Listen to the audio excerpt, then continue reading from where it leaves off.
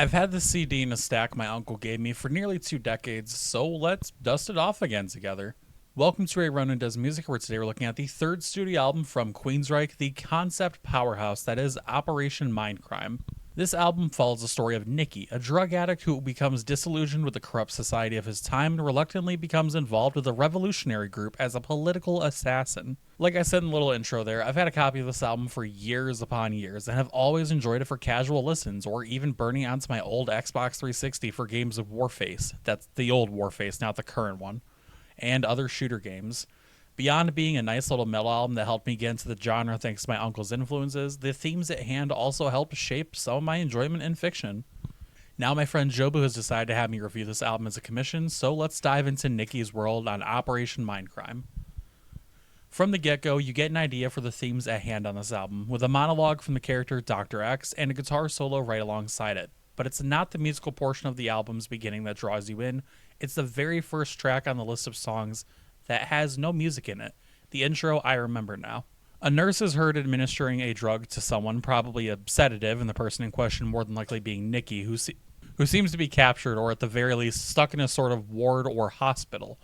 The setup here gives a clear idea of what to expect for when the actual first song, Revolution Coming, kicks in and kicks you straight in the mouth with lyrics that do enough to ease you into the full concept of the album while still just being a straight on track that you can digest for its instrumental work and lyricism alone. Revolution Coming is as much a comment on general society at the time and even now as it is a song centered on the universe within the album, so it's a great first full song to let you find your way stumbling into the full story at hand. The next song, that's a little track that is, the title track that is, gives you the first true glimpse of the story at hand. Nicky is mentioned by name and given clear instructions upon the code phrase Mindcrime, and the third verse lays that out plain. Hey Nicky, you know everything that there is to do. Here's a gun, take it home, wait by the phone. We'll send someone over to bring you what you need. You're a one-man death machine. Make this city bleed. The message is clear. Dr. X wants to use Nicky as the instrument of change, and now that the phrase has leaked its way into Nicky's head, he's the perfect weapon. As the album continues, we see Nicky not just begin to enact what he now fully believes is justice, but start to try indoctrinating others into his circle, like in the song Speak, and at points even questions his position and duties in songs like The Mission. Outside of the mission at hand to disrupt the corruption, Nicky also finds himself dealing with turmoil when faced with the reality of someone named Mary and her contributions to the church and underground. That is, by ways of satisfying the sexual whims of one Father William, despite turning away from her life as a prostitute to become a nun. Death, insanity, and the overall disillusion follows throughout the tracklist as Nicky ends up as an insane shell of his former self. This is, of course, just a supporting story for the larger album ripe with metal excellence, but I did want to take the time to outline things here.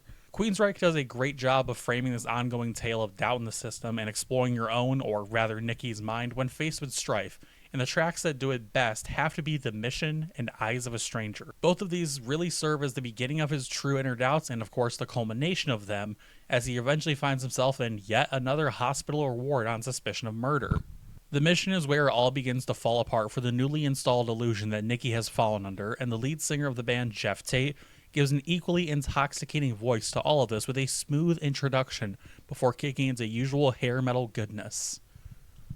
Lyrically, Nicky is in a state of contemplation as he holds individual services for the lives he's taken by way of lighting candles. Along with Jeff Tate, we also have the highly underrated duo of Michael Wilton and Chris DeGarmo, who show off skills from top to bottom but can be seen truly evolving their craft on the over 10-minute triumph that is Sweet Sister Mary. It starts off slow and methodical, but builds in tension when Nicky starts to vent to Mary, and Mary in turn seemingly asks directly for him to end her life as he just did with Father William, another character in this long-spun tale. As the evening progresses, they both seem to find comfort in each other in a metaphorical or intimate sense, possibly both, but either way it's all complemented by the never-ending power that lies in these two's guitar work. Revolution Calling is definitely one of the more iconic moments for the guitar on this album as well, given the easily noticeable and recognizable riffs all throughout it. Speaking of that song, Eddie Jackson provides a solid dosage of bass in it and one of the more noticeable moments from him throughout the tracklist. We also hear him in very good measure on Speak, keeping the background busy with plucks and drives. I may be in the minority here, but when it comes to this type of metal in this era of the genre, I believe that you get one of two types of drummers.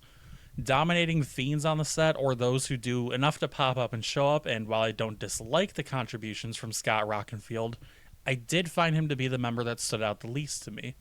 This could be due in part to the obvious focus on guitar and vocals for the purpose of the story and the concept, but there were a lot of times where I wished the seemingly copy-paste drumming could have had some, extra strikes or more parts, more intricacy. This is, for every piece of it, undoubtedly one of the best concept albums of all time, and a personal favorite right next to the likes of Danger Days, Wretched and Divine, and others for me.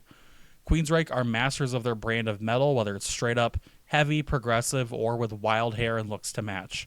For these reasons, Operation Mindcrime by Queensryche gets a 9.1 out of 10. And that's a review. Let me know what you guys think down in the comment section below. If you're interested in getting a review commission done for yourself, contact me on Instagram, Twitter, any real social media that I link or show on screen here at the end of the video. And all in all, like I said, drink some fucking water. Have a good day.